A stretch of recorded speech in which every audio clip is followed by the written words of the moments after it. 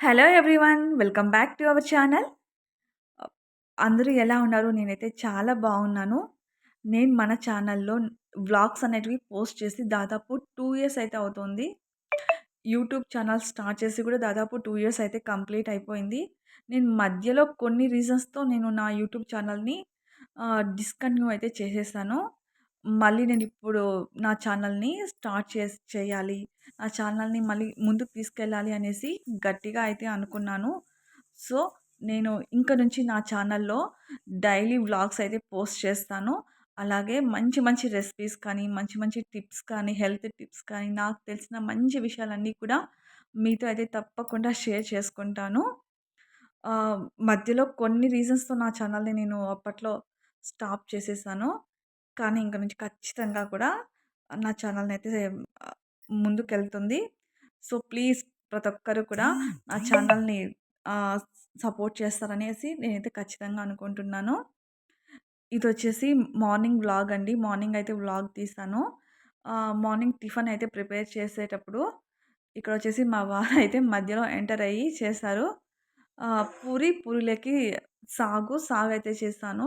ఈ రెసిపీ చాలా బావుంటుంది. తర్వాత వీడియోస్‌లో నేనైతే షేర్ చేసుకుంటాను. హ్మ్. చాలా బావుంటుంది. కొంచెం డిఫరెంట్‌గా సాగయితే నేను ప్రిపేర్ చేస్తాను. అది ఎలా చేస్తాను ఏంటి అనేది నెక్స్ట్ టైమ్ చేసినప్పుడు ఖచ్చితంగా అయితే మీతో షేర్ చేసుకుంటాను. ఇంకా మీకు నేను వ్లాగ్స్ కానీ, ఇంకా ఎలాంటి వీడియోస్ పెట్టాలి అనేసి నాకు మీ కామెంట్ సెక్షన్‌లో మీరు ఖచ్చితంగా తెలియజేయండి. అలాగే నా ఛానల్‌ని ఖచ్చితంగా నా వీడియోస్ అన్నీ కూడా చూస్తారు అనేసి నేను ఖచ్చితంగా అనుకుంటున్నాను. పూరి ప్రిపేర్ చేస్తున్నాను. పక్కన మా వారైతే నాకు బాగా హెల్ప్ చేశారు. టిఫిన్ కంప్లీట్ అయిపోయింది. టిఫిన్ కంప్లీట్ అయినంక చాలా వరకు నా వరకైతే నాకు సగం ఎనర్జీ వెళ్ళిపోతుంది. మళ్ళీ నేను బాగా కమ్‌బ్యాక్ అయ్యి నా వర్క్ నేను ఇంట్లో వర్క్ చేయాలి అంటే నాకు ఖచ్చితంగా టీ తాగాల్సిందే. సో, ఇక్కడైతే నేనైతే మంచిగా టీ పెట్టుకొని తాగేస్తున్నాను. డైలీ కూడా ఆహ్, టీ అయితే ఖచ్చితంగా కూడా టిఫిన్ తర్వాత అంటే ఎర్లీ మార్నింగ్ కాకుండా టిఫిన్ తర్వాత అయితే టీ ఖచ్చితంగా కూడా తీసుకుంటాను. మానాలి అనుకున్నా అది మానలేని అలవాటని అర్థమైపోయింది. తర్వాత ఇక్కడొచ్చేసి నేను ఆఫ్టర్‌నూన్‌కి లంచ్ అయితే ప్రిపేర్ చేస్తున్నాను. మేమిద్దరమే. నైట్ వచ్చేసి మాకు ఫంక్షన్ ఉంది. సో, మధ్యాహ్నం ఒక పూటకే కదా అనేసి ఇంకా కర్రీ ఏం చేయలేదు. మామిడికాయ అన్నం అయితే చేస్తున్నానిక్కడ. నేను చాలా చేస్తాను.